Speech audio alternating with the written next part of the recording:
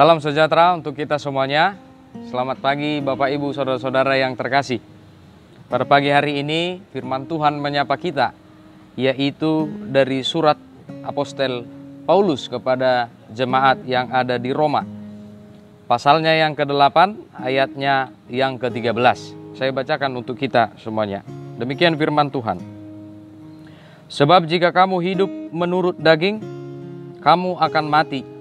Tetapi jika oleh roh kamu mematikan perbuatan-perbuatan tubuhmu, kamu akan hidup. Saudara-saudara yang terkasih dalam nama Tuhan kita Yesus Kristus, marilah kita melihat bahwa dalam Alkitab sangat sering sekali dimuat dua kontras yang menjadi pertimbangan atau hal-hal yang boleh kita lihat dan kita nilai untuk dijadikan pedoman hidup. Bapak Ibu Saudara-saudara yang terkasih, Paulus dalam ayat sebelumnya mengatakan bahwa roh telah memerdekakan kita. Kemerdekaan kita ialah bahwa kita bukan lagi budak dosa atau disebut dengan hamba dunia. Saudara-saudara, Paulus mengatakan bahwa hidup seorang Kristen harus hidup berpengharapan dan tubuhnya tidak mati. Saudara-saudara, sebenarnya bagaimana yang disebutkan oleh Paulus? Bagaimana seseorang bisa hidup menurut daging? Dan apa saja hal yang dilakukannya? Kita memperhatikan yang tertulis dalam Galatia 5 ayat 19 sampai dengan ayat 21. Perbuatan daging telah nyata, yaitu percabulan, kecemasan, hawa nafsu, perseteruan, perselisihan, iri hati, amarah, kepentingan diri sendiri, dan lain sebagainya. Dia tidak akan mendapat bagian kerajaan Allah. Itu penekanan Paulus. Disampaikan setelah dia menyebutkan beberapa hal yang sudah menjadi nyata akibat perbuatan-perbuatan daging. Saudara-saudara, kontrasnya bagi kita, orang-orang yang percaya, adalah yaitu yang tertulis dalam Galatia 5 ayat 22 sampai dengan ayat 23. Buah-buah roh ialah kasih, sukacita, damai sejahtera, kesabaran, kemurahan, kebaikan, kesetiaan, kelemah lembutan, dan penguasaan diri.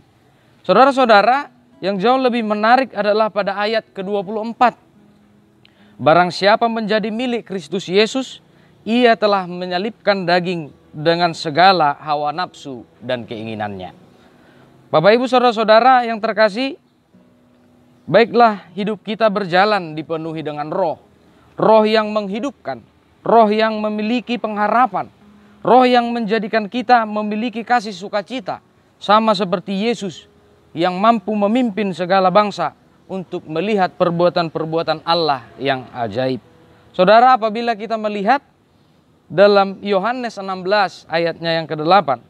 Pada saat Yesus berkata kepada muridnya, kalau ia datang, ia akan mengingatkan, menginsafkan dunia akan dosa, kebenaran, dan penghakiman. Apabila kita melihat dalam ayat yang ke-13, apabila ia datang yaitu roh kebenaran, ia akan memimpin kamu kepada seluruh kebenaran. Saudara-saudara yang terkasih, biarlah hidup kita selalu menuruti apa yang dikehendaki oleh roh. Biarlah kiranya roh itu selalu menggenapi, mengisi hati dan pikiran kita. Sebab dalam roh Paulus mengatakan kita adalah orang-orang yang merdeka. Kita adalah orang-orang yang bebas untuk melakukan yang terbaik sesuai dengan kasih Kristus Yesus. Amin. Marilah kita berdoa. Terima kasih ya Tuhan Allah atas berkat-Mu dalam kehidupan kami. Engkau menggenapi sukacita kami dengan kuasa penuh Roh Kudus untuk selalu menemani dan memperbaharui hidup kami. Ya Tuhan, ajarlah kami selalu menjadi anak-anak yang Engkau kasihi, yang Engkau percayakan atas tugas-tugas yang boleh kami kerjakan di dunia ini. Kiranya Tuhan selalu menuntun kami dalam setiap pergumulan hidup yang boleh kami jalani. Kiranya Engkau semakin dimuliakan oleh karena perbuatan-Mu yang besar. Hanya dalam nama anak-Mu Tuhan Yesus Kristus kami serahkan seluruhnya kehidupan kami. Amin.